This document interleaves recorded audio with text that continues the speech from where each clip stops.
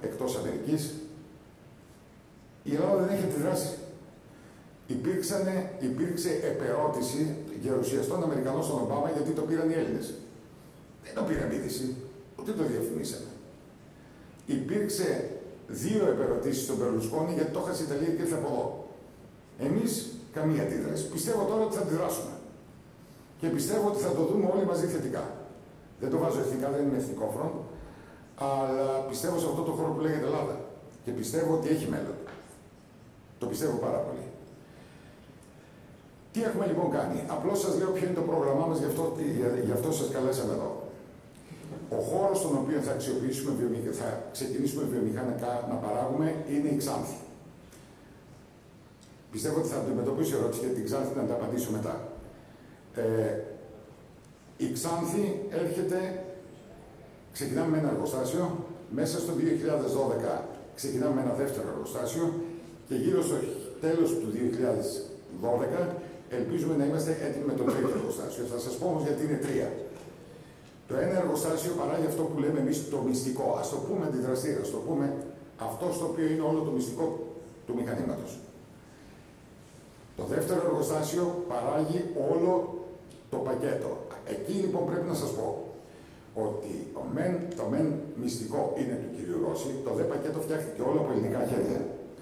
Και πήραμε συγχαρητήρια από τον κύριο Ρώση, γιατί μας είπε ότι εγώ περίμενα να αναπτυχθεί αυτό σε 2 χρόνια και εμείς οι Έλληνες το αναπτύξαμε σε 4 μήνες. Πιστέψτε μου ότι είμαι πάρα πολύ περήφανος γι' αυτό. Με πιάνει το εθνικό μου. Έτσι. Λοιπόν, το ένα εργοστάσιο θα παράγει τα αντιδραστήρα, το πούμε έτσι. Το δεύτερο εργοστάσιο θα παράγει όλα αυτά τα units, τα κομμάτια, τα οποία θα ενεργοποιήσουμε από 5 έως 30 κιλοβάτ. Και το τρίτο εργοστάσιο θα μπει μπροστά να παράγει βιομηχανικές μονάδες. Μονάδες οι οποίες θα μπουν στη βιομηχανία, θα μπουν στην αγροτική οικονομία, θα μπουν παντού. Θα μου πείτε τώρα ποια είναι η χρήση αυτού του πράγματος. Η χρήση αυτού του πράγματος είναι πρώτον, αυτό που βλέπουμε πρώτα εμείς, είναι ότι επειδή του χρόνου έχει εξισωθεί η τιμή πετρελαίου καύσης και το πετρέλαιο θέρμανσης, θα ανέβουν πολύ αυτά που βάζουμε το χέρι τσέπη να πληρώσουμε και που δεν τα αντέχουμε. Εμείς τι ερχόμαστε και λέμε, σας μειώνουμε το κόστος αυτό στο 10%. Από ελληνική υπεραξία, το τονίζω. Γιατί όλη η υπεραξία του δικού μας προϊόντος είναι ελληνική. Δεν είναι φωτοβολταϊκά, δεν είναι αυτά. Είναι ελληνική η υπεραξία. Ερχόμαστε λοιπόν και σας λέμε, δίνουμε το ζεστό νερό, δίνουμε τη θέρμανση και εάν θέλετε προσθέτετε ένα μικρό generator, ένα micro CHP, τα οποία υπάρχουν στην αγορά αυτόνα, διάφορες μάρκες, και μπορείτε να παράγετε και από 25 μέχρι 35% από αυτό που παράγετε τη θερμική ενέργεια, την κάνετε ηλεκτρική ενέργεια και είναι 100% πράσινη ενέργεια. Έχει αποδειχθεί μέσω certificates και από διάφορους οργανισμούς ότι το μηχάνημα αυτό δεν παράγει τίποτα επιβλαβές. Τίποτα. Αυτό λοιπόν μπορούμε να κάνουμε σε ένα σπίτι. Δηλαδή, το καύσιμο αυτό που παράγεται, το κόστος είναι λιγότερο από 1 cent την κιλοβατόρα. Σε σχέση στα 12 που πληρώνουμε στη ΔΕΗ αυτή τη στιγμή. Και σε σχέση με τα 12 η ΔΕΗ πληρώνει και περίπου 1 δισεκατομμύριο 600 εκατομμύρια για τη συνθήκη του Κιώτο, χρηματιστήριο οίκων. Από εκεί και πέρα μπορούμε να πάμε στη βιομηχανία. Θα σας δώσω 2-3 παραδείγματα. Μπορούμε να πάμε στα νησιά μας, που το μεγάλο πρόβλημα είναι η αφαλάτωση, και η αφαλάτωση θέλει πάρα πολύ ενέργεια και γι' αυτό τελικά δεν συμφέρει, γιατί βγαίνει ψηλή τιμή, τώρα δεν βγαίνει με τη δικιά μας τεχνολογία. Μπορούμε να πάμε στην αγροτική οικονομία, υδροπονία, θερμοκήπια κτλ. Και μιλώντας για τη βιομηχανία, έχουμε κάνει 3 τεστ, τα οποία θα ήθελα να σας πω. Το ένα είναι μετρήσαμε μία βιομηχανία, τσιμεντοβιομηχανία, οι οποίες είναι ενεργοβόρες βιομηχανίες. Μετρήσαμε την ενέργεια που θα πληρώσουν χρησιμοποιώντας τη δικιά μας τεχνολογία. Όταν λοιπόν μετρήσαμε μια βιομηχανία η οποία είχε το δίμηνο 5 εκατομμύρια πλήρονται στη ΔΕΗ. Με τη δικιά μας τεχνολογία αυτό κατεβαίνει στις 500.000. Δεν λέω εδώ ότι είμαστε ανταγωνιστικοί στη ΔΕΗ, το ξεκαθαρίζω. Είμαστε συμπληρωματικοί στη ΔΕΗ, έτσι. Ένα δεύτερο παράδειγμα είναι μία κονσέρβα βερίκοκα. Κονσέρβα ενός λίτρου. Ας πούμε ότι έχει κόστος 1 ευρώ. Το 55% του κόστους του είναι ενέργεια. Να φτιαχτεί για όλα αυτά τα οποία χρειάζονται. Εάν αυτό το κατεβάσουμε στα 50 cents, γιατί μόνο 5% θα είναι για μας ενέργεια, είναι μια μεγάλη ανταγωνιστική, ένα προσόν ανταγωνιστικό πάρα πολύ για την ελληνική και αργότερα για την παγκόσμια οικονομία. Και το τρίτο που μετρήσαμε ένα σπίτι 200 τετραγωνικών μέτρων. Σε ένα σπίτι 200 τετραγωνικών μέτρων, θα σας τα πω πάρα πολύ απλά για να τα καταλάβουμε, έχουμε τα εξής. Χρησιμοποιώντας το δικό μας μηχάνημα,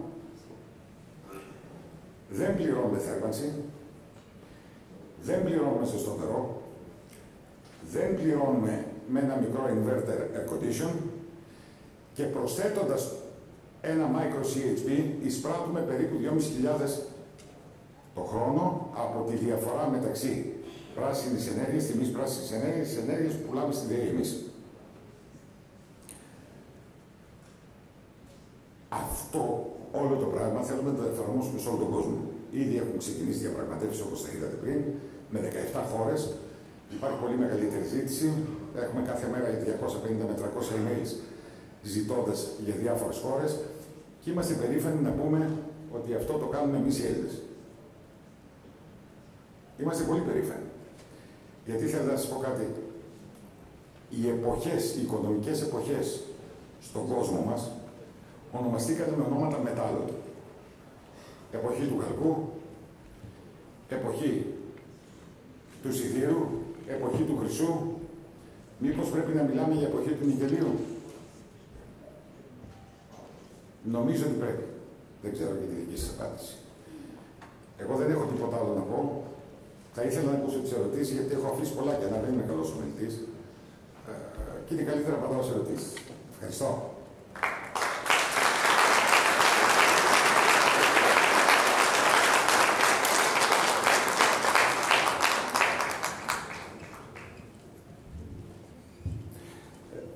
Και τώρα οι φίλοι δημοσιογράφοι και οι προσκεκλημένοι έχουν το λόγο. Παρακαλώ, όποιος έχει κάποια ερώτηση να αναφέρει το όνομά του και το μέσο που εκπροσωπεί.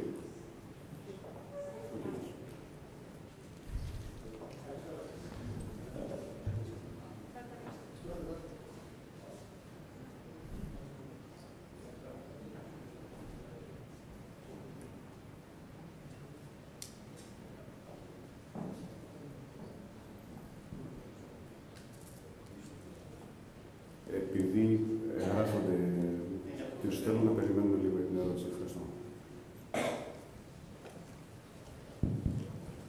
Νομίζω τώρα λειτουργεί.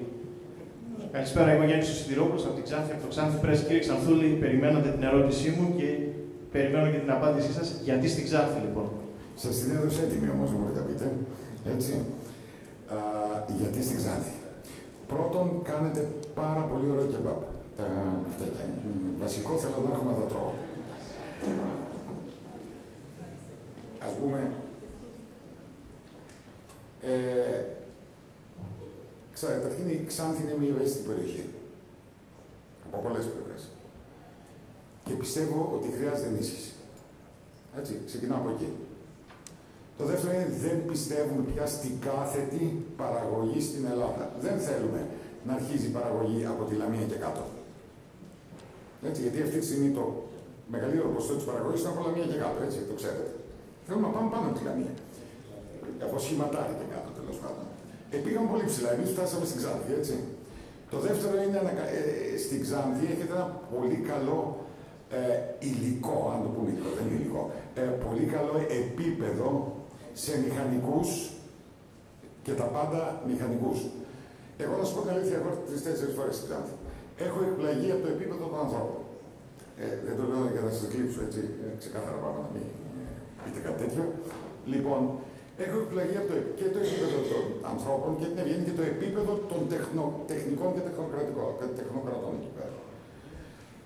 Έχει επίσης στρατηγική θέση. 2 λιμάνια, 2 αεροδρόμια, κατευθείαν οδικούς άξονες για παντού. Οπότε γιατί όχι. Και το τελευταίο είναι το εξής, ότι όταν ήρθαμε και αρχίσαμε και ψάχναμε την Ξάνθη, μας καλωσορίσατε πολύ ζεστά. Ενώ υπολόγιζα και το χώρο καταγωγής μου, που είναι ο Βόλος, δεν με δεχτήκανε ζεστά. Στην Ξάνθη, ναι, ο τόπος καταγωγής είπα, όχι γέννηση, ναι, το φάνηκε. Στο Φάληρο δεν γίνεται βιομηχανίες. Είπαμε να το κάνουμε στη θάλασσα, αλλά δεν δέχτηκε ο κ. Δήμαρχος. Λοιπόν, αυτή είναι η λόγη. Αυτή είναι η λόγη. Τελευταία σας επισήμανση ενέχει και πολιτικό φορτίο, ότι η πολιτική υποδοχή στην περιοχή ήταν καλύτερη. Η γενική υποδοχή ήταν καλύτερη. Όλα συμπεριλαμβάνονται εκεί μέσα. Ευχαριστώ πολύ. Ο κύριος Απόλλων.